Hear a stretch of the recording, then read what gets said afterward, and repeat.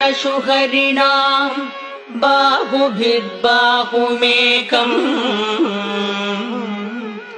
जान्वासक्तं दधानो भुजगवर समाबद्धकक्ष्यो वटाधः आसीनच्चन्द्रकण्ड प्रतिघटितजटः क्षीरगौरत्रिनेत्रः दद्यादाद्यैः शुकाद्यैः मुनिभिरभिनुतो भावशुद्धिं भवो नः।